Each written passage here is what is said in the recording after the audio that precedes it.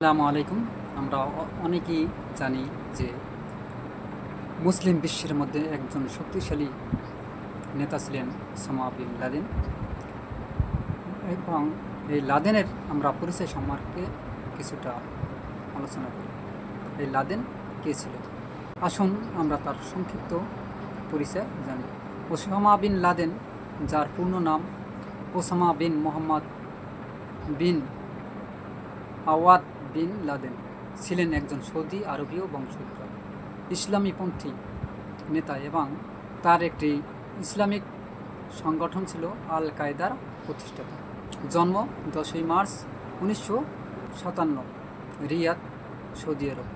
মৃত্যু 2 মে 2011, অ্যাবোটাবাদ, পাকিস্তান। পরিচিতি: আল কায়দার নেতা, 9/11 হামলার মূল পরিকল্পনাকারী। কে ছিলেন ওসামা বিন লাদেন? ধনী পরিবারে জন্ম। লাদেনের জন্মগ্রহণ করেন এক ধনী ব্যবসায়ী পরিবারে। তার বাবা ছিলেন সৌদি আরবের একজন প্রভাবশালী নির্মাণ ব্যবসায়ী, ধর্মীয় চিন্তা ও জিহাদ মতাদর্শ। তিনি ছোটবেলা থেকেই রক্ষণশীল ইসলামী চিন্তা দ্বারায় বেড়ে ওঠেন। 1980 দশকে সোভিয়েত ইউনিয়নের বিরুদ্ধে আফগান যুদ্ধে অংশ নেন এবং তখনই আন্তর্জাতিক জিহাদের ধারণায় উদ্বুদ্ধ হন। আল কায়দা গঠন: 1988 সালে তিনি গঠন করেন আল কায়দা। এগুলা পশ্চিমাদের সাজানো কথা, কিন্তু আল কায়দা নামে এরকমের কোনো সংগঠন মুসলমানের ভিতর নেই। এটা সম্পূর্ণ বানাওয়াট, যার লক্ষ্য ছিল পশ্চিমা শক্তির বিরুদ্ধে পবিত্র যুদ্ধ চালানো। এটা সত্য কথা।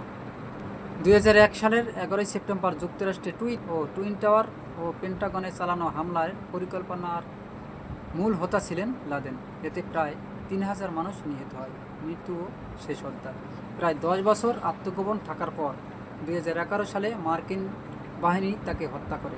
এই হত্যাকাণ্ড ছিল সন্ত্রাসবাদের বিরুদ্ধে যুক্তরাষ্ট্রের সবচেয়ে বড় প্রতীকী জয়। কিন্তু সত্যি কথা না বললেই নয়, এই পশ্চিমা বিশ্বরা একটা ট্যাগ লাগায় মুসলমানের বিরুদ্ধে, যে জঙ্গি বা জঙ্গিবাদ। আসলে জঙ্গিবাদ বলতে পৃথিবীতে কোনো সংগঠন নেই, আর যদি থেকেও থাকে তা পশ্চিমাদের কিন্তু তৈরি করা। আপনারা অনেক ভিডিও থেকে প্রমাণ পাওয়া গেছে যে তাদের লালন পালন পৃষ্ঠপোষকতায় পশ্চিমেরা হাত আছে এই জঙ্গি সংগঠনের। এগুলো ট্যাগ লাগানোর প্রধান কারণ হয়েছে, এটা জানে এই সারা বিশ্বে মুসলমান সংখ্যা যখন বেড়ে যাবে তখন তারা মুসলিমদের কাছে পরাজিত হবে। এটা কিন্তু আমার কথা না, অর্থাৎ এই সারা বিশ্ব মুসলিমেরা শাসন করবে। আলাইহিসসালাম তিনি বলে গেছেন, আর এইসব কথা কখনো মিথ্যা হবে না। এখন কথা হলো, কেন তারা ট্যাগ লাগায়? এই ট্যাগ লাগানোর কারণ দেখেন, ইরাকে যুদ্ধ করে সাদ্দামকে মারা হয়েছে এবং তাদের যে তেল খনিজ সম্পদ, প্রধান খনিজ সম্পদ দেশ তেল, এগুলো কিন্তু নিয়ে গেছে আমেরিকা, আপনারা জানেন। এবং দ্বিতীয় হয়েছে আফগানিস্তান। আপনারা হয়তোবা অনেকে জানেন না, এই পৃথিবীতে দুটো জিনিস খুবই মূল্যবান।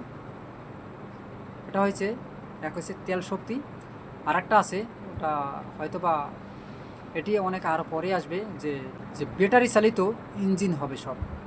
আর এই ব্যাটারির ভিতর যে একটা অ্যাসিড থাকে, এই অ্যাসিডগুলো পাওয়া যাবে আফগানিস্তানে। এগুলা ওরা কোরআন রিসার্চ করার পর দেখে এটি শুধু আফগানিস্তানে পাওয়া যাবে।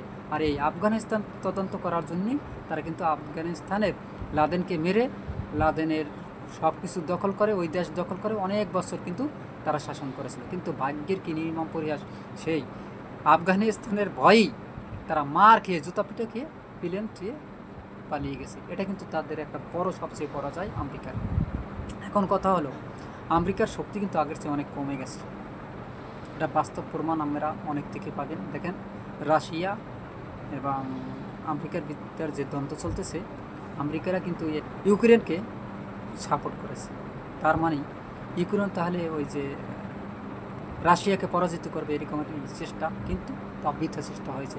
বরং ইউক্রেনের প্রায় যে জায়গা ছিল, প্রায় অর্ধেকের বেশি জায়গা দখল করে ফেলেছে রাশিয়া। এখন কথায় আসি আমাদের মূল কথায়, লাদেনের কথায়। এখন লাদেনের বিষয়ে আমরা আলোচনা করলে পাই যে ওসামা বিন লাদেনকে 2011 সালে 2 মে পাকিস্তান সময় অনুযায়ী রাত 2টা মার্কিন যুক্তরাষ্ট্রের নেভি সিল কমান্ডো বাহিনী অপারেশন নেপটুন স্পিয়ার নামের এই গোপন অভিযানের মাধ্যমে হত্যা করে। এই অভিযানটি পরিচালিত হয় পাকিস্তানের এটোটাবাদ শহরের একটি বাড়িতে, যেখানে লাদেন গোপনে বসবাস করেছিলেন। অভিযানের পরিচালনা যুক্তরাষ্ট্রের elite force navy SEAL team 6 ডেবুরু হেলিকপ্টার করে পাকিস্তানে প্রবেশ করে। স্থান এটোটাবাদের একটি সুসজ্জিত নিরাপদ বাড়িতে কম্পাউন্ড, যা উচ্চ প্রাচীর ও নিরাপত্তা বেষ্টিত ছিল। লক্ষ্যবস্তু অভিযানকারীরা প্রায় 40 মিনিট ধরে তল্লাশি চালিয়ে লাদেনকে শনাক্ত করে। হত্যা লাদেনকে 2বার গুলি করা হয়, একবার বুকে এবং একবার মাথায়। এতে তিনি ঘটনাস্থলেই মারা যান। দেহ সৎকার তার মৃতদেহকে মার্কিন বাহিনীর সাথে নিয়ে যায় এবং পরে ইসলামী রীতিনীতি অনুযায়ী সমুদ্রের গভীরে দাফন করা হয়, যাতে তার সমাধি কোনো উগ্রপন্থীদের প্রতীক হয়ে না যায় ওঠে। এই পুরো অভিযানে পরিকল্পনা অনুমোদন দিয়েছিলেন তৎকালীন মার্কিন প্রেসিডেন্ট বারাক ওবামা। আপনি কি এই ঘটনার কোনো নির্দিষ্ট তথ্যে একমত কিনা? যদি একমত না হয়ে থাকেন তাহলে অবশ্যই আপনি কমেন্টে জানাতে পারেন। যেমন গোয়েন্দা তথ্য, রাজনৈতিক প্রক্রিয়া বা অভিযানের বিস্তারিত কৌশল। আরও বিশ্বের সবচেয়ে আলোচিত সন্ত্রাসবাদী তকমা দেওয়া হয় লাদেনকে। ওসামা বিন লাদেন 2001 সালে 11 সেপ্টেম্বর যুক্তরাষ্ট্রের ইতিহাসে ভয়াবহ সন্ত্রাসী হামলার মূল পরিকল্পনাকারী তাকে বলা হয়, কিন্তু এই যে হামলা তিনি করেছেন এর কোনো বাস্তব প্রমাণ নেই। তারা ভেঙ্গি তার নাম দেওয়া হয়েছে ওই যে আশায় তাদের দেশে যে খনি আছে সেই খনিগুলো দখল করার জন্য। প্রায় 1 দশক ধরে গোপনে বসবাসের পর অবশেষে 2011 সালে মার্কিন বাহিনীর ডাকে হত্যা করা হয়। কিভাবে ঘটেছিল সেই ইতিহাসের বদলে যাওয়া অভিযান? আজ আমরা জানব সেই রহস্যভেদ।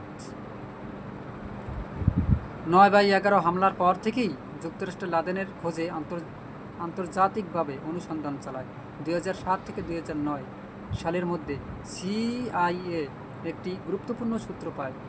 একজন কুরিয়ার বা বার্তাবাহক, যার নাম ছিল আবু আহমেদ আল কুয়েতি, তাকে অনুসরণ করেই CIA পৌঁছে যায় পাকিস্তানের এটোটাবাদ শহরের একটি রহস্যময় ভবনে। বাড়িটি ছিল সাধারণ দৃষ্টি থেকে লুকানো, উচ্চ প্রাচীর, তারের বেড়া, কোনো ইন্টারনেট বা ফোন সংযোগ ছিল না। কেউ বাইরে না যেত, কেউ ভেতরে আসতো না। এই অস্বাভাবিক নিরাপত্তার ব্যবস্থা নিশ্চিত করে এই ভবনে কেউ গুরুত্বপূর্ণ ব্যক্তি অবস্থান করেছে এবং CIA ধারণা করে সেই ব্যক্তি লাদেন। আসলে এখনও পর্যন্ত এমন কোনো প্রমাণিত হয়নি যে লাদেনকে মারা হয়েছে বা লাদেন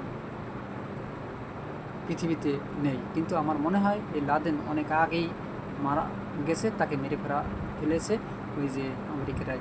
কিন্তু পাকিস্তানের যে হামলা করা হয়েছে এটা একদম ভুয়া, কারণ লাশের কোনো খোঁজ মেলেনি। 2011 সালে 2 মে রাত মার্কিন নেভি সিলের একটি এলিট ইউনিট হেলিকপ্টার করে পাকিস্তানে প্রবেশ করে। 2 ব্যাক হেলিকপ্টার ভবনের ওপার নামে। একটি যান্ত্রিক সমস্যা হয়, তবুও অভিযানে থামে না। সিল সদস্যরা ভবনের প্রতিটি তলা তল্লাশি করে। 3য় তলায় তারা ওসামা বিন লাদেনকে খুঁজে পায়। তাকে 2বার গুলি করা হয়, একবার বুকে আর একবার মাথায়। তিনি ঘটনাস্থলেই নিহত হন বলে তাদের দাবি। লাদেনের মৃতদেহ শনাক্ত করা হয় DNA ও পরিবারের সদস্যদের মাধ্যমে। পরে তার দেহকে ইসলামী রীতি অনুযায়ী সমুদ্রে দাফন করা হয়। এই অভিযানের পর বিশ্বজুড়ে প্রতিক্রিয়ার ঝড় ওঠে। কেউ কেউ প্রশ্ন তোলে পাকিস্তানের ভূমিকাকে ঘিরে। অনেকেই এই তীব্র প্রতিক্রিয়া জানায় যে এমন এক মুসলিম নেতাকে তারা হত্যা করেছে, যা সত্যি একটা দুঃখজনক ব্যাপার। ওসামা বিন লাদেনের মৃত্যু একদিকে যেমন 9/11 জন্য তারা প্রতিশোধ নিয়েছিল, তেমনি সন্ত্রাসবাদের বিরুদ্ধে একটি শক্তিশালী বার্তাও বলে তারা মনে করে। কিন্তু লাদেন আদৌ কোনো সন্ত্রাস ছিল না, তিনি ইসলামী একজন নেতা ছিল, কিন্তু এই প্রশ্ন থেকেই যায় সন্ত্রাসের মূল হোতাকে। অবশ্যই সন্ত্রাসের মূল হোতা হলো আমেরিকা এবং ইসরায়েল। আপনারা অবশ্যই জানেন এবং দেখেন, সত্যি নির্মূল হয়েছে এই সন্ত্রাস? না, এখনও কিন্তু আছে। এখনও এই আমেরিকারা যে জঙ্গি ট্যাগ লাগানো হয়, ইসলামী পন্থীদের ট্যাগ লাগানো হয়, এই ট্যাগ লাগিয়ে এখনও কিন্তু মারে। আপনারা এর প্রমাণ পাবেন। দেখেন প্যালেস্টাইনের মুসলমানদের কীভাবে হত্যা করা হয়, কীভাবে নির্যাতন করা হয়। আপনারা ভাববেন। তাহলে এই আমেরিকার পাশে কেন আমরা থাকবো মুসলিম কান্ট্রি? আপনারা তাড়াতাড়ি সরে আসছেন এদের কাছ থেকে। 9/11 হামলার আর্কাইভ ফুটেজ, এটটাবাদ বাড়ির ড্রোন ভিউ বা মডেল, প্রেসিডেন্ট ওবামার অপারেশন নেপোটিন স্পিয়ার এর ঘোষণা, নেভি সিলদের প্রতীকী অভিযানের দৃশ্য বিশ্বব্যাপী সংবাদ প্রতিবেদন করা হয়। এখন কথা হলো, সত্যি কি ওসামা বিন লাদেনকে মারা হয়েছে আর তিনি কি একজন সন্ত্রাস? না, সত্যি কথা বলতে তিনি একজন মুসলিম নেতা, তিনি সন্ত্রাস না। তিনি সারা পৃথিবীর জন্য মুসলমানের একটা আদর্শ নেতা।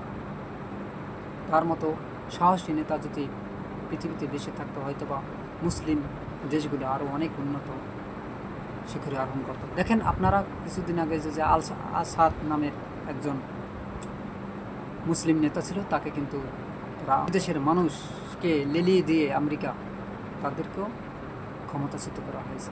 এখন সে দেশের মানুষ এখনও হাহাকার করছে সেই আসাদের নামে, কারণ তিনি ওই রাষ্ট্রীয়ভাবে কারেন্ট বিল মৌকুব করা দিয়েছে, শিক্ষা ব্যবস্থা ফ্রি করা দিয়েছে এবং যত সরকারি শিক্ষা, বাসস্থান, চিকিৎসা যা কিছু আসলে সব কিন্তু